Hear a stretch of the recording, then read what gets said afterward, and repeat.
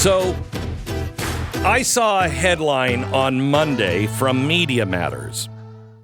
Quote, Blaze TV's Glenn Beck defends a white nationalist Charlottesville demonstrator. And it was picked up everywhere. I didn't mention it to you at the time because I don't really care what people say about me. I already made my bed. I get it. If you were with me last Thursday, you remember that I brought up the story about a Vermont resident named Ryan Roy who marched in Charlottesville, Virginia, way back in 2017. He has now been indicted in 2023. What was he charged with? He's charged with a Class 5 felony. Can you look that up? How many classes are there? I think that's the lowest, is it not? A Class 5 felony for burning an object with the intent to intimidate. Now, in Virginia, you can understand because this is the Klan, this is the South. They have all of that history. This law was written against the Klan, so people would, if they were burning a cross, you could get them on a felony. Okay. Now, in 2017, the county prosecutor didn't seem to think that it was a big deal, declined to press charges against the Charlottesville protesters. But then George Soros dropped nearly $2.5 million backing the far-left prosecutors in Virginia in 2019, 5,000 of which went to the new county prosecutor who vowed, as a campaign promise, to bring charges against Charlottesville protesters if elected. He said, and I quote, "There's a law, a burning objects law, that say they can be prosecuted, but our prosecutor's not doing that."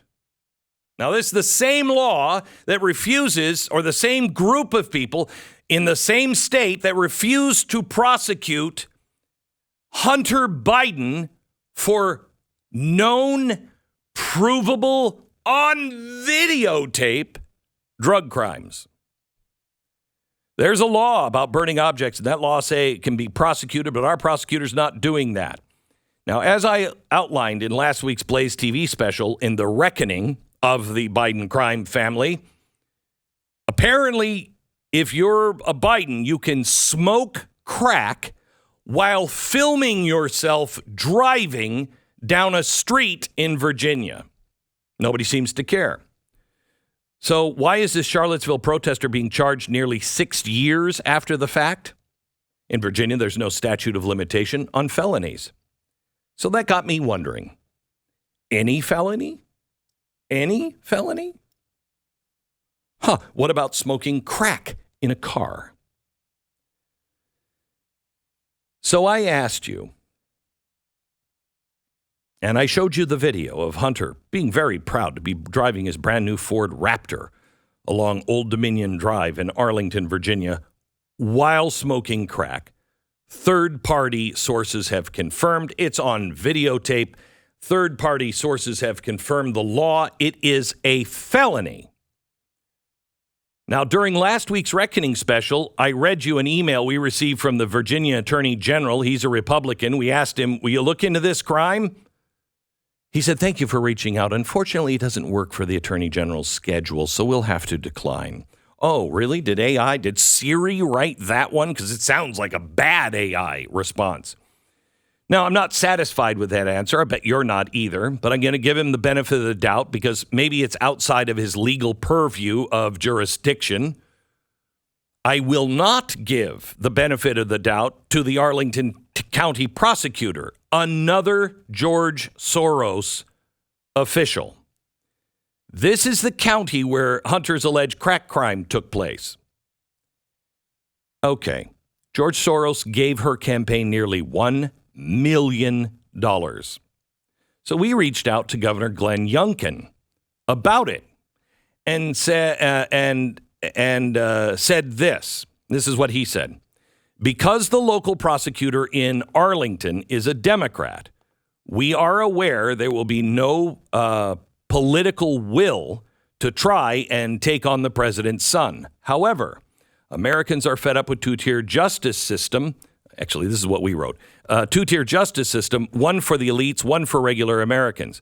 No other citizen would get away with committing these alleged crimes in Virginia. Why would Hunter's crimes go ignored while Vermont resident is charged in a 2017 Class 5 felony? Quick response from the governor's office. His spokesperson said, it's another example of George Soros influenced prosecutors not doing their job. Well, we know that. But will the governor provide any additional heat? I do not want the governor to violate the law. I don't want him involved in things he should not be. But the governor has the bully pulpit. Now, it is hard to fight the millions of dollars that George Soros uses to buy these prosecutors. But I am tired of feeling alone. I am tired of feeling like the only one. Now, I get home, I talk to my friends, and they all say the same thing. They're like, this is insane. And then they throw up their arms and go, well, what am I going to do about it? I don't pay attention anymore because it's all garbage.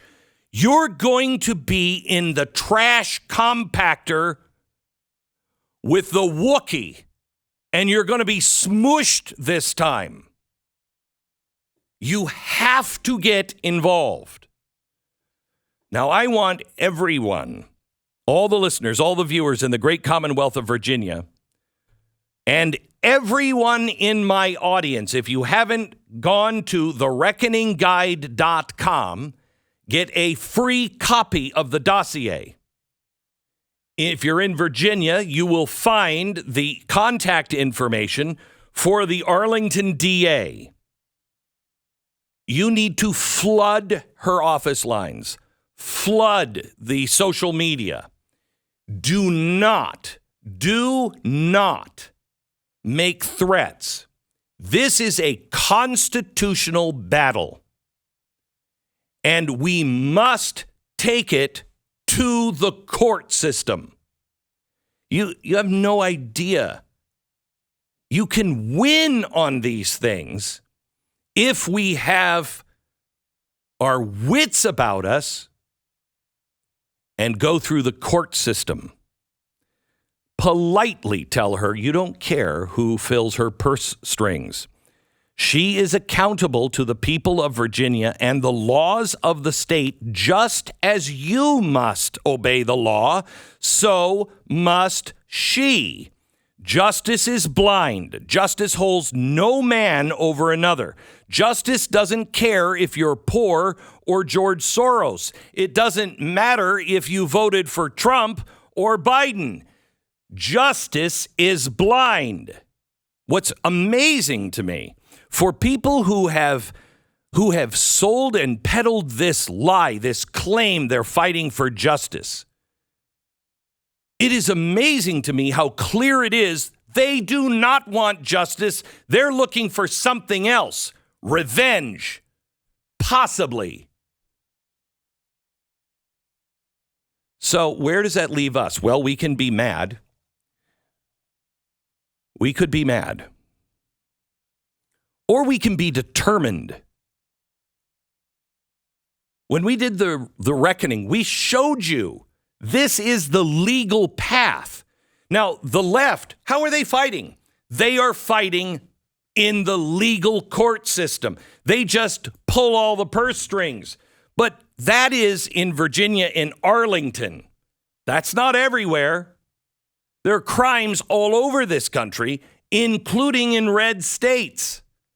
Why is no one picking up this mantle and saying, I will do it? We must exhaust every legal avenue. And by the way, I've always thought attorneys sucked, but you suck more than I even thought. Are all of our attorneys just caring about their good status or their big firm Where are the attorneys in this country that are willing to sacrifice their jobs or their status for the ideals and ideas that America has always strived for? Where are you? In a state such as Virginia that allowed bigotry and double standards and legal persecution of one entire group of people for so long, and then you fought so hard to remove the double standards, to remove the legal persecution, you're now going to return and build the same kind of structure or allow it to be built in your name, in your state, the structure of discrimination and hatred again? If you throw away everything that you in Virginia have worked so hard to achieve, then you, in your silence, will again choose the path of Jamestown, and all the evils of the past return. And just like before, the deceivers are wrapping the lies and poison in moral terms. We're looking for justice. Justice is blind on earth. The only one that can actually mete out real justice, perfect justice, is God himself. And your God on the left is not the God of Abraham, Isaac, and Jacob.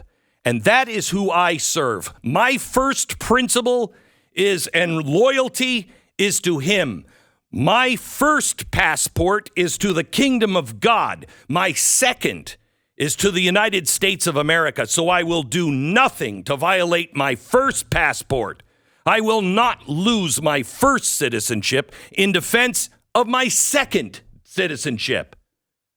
But I know the Declaration of Independence. I know the Bill of Rights. I know the Constitution was written by men with the help of the finger of God. If you can find a better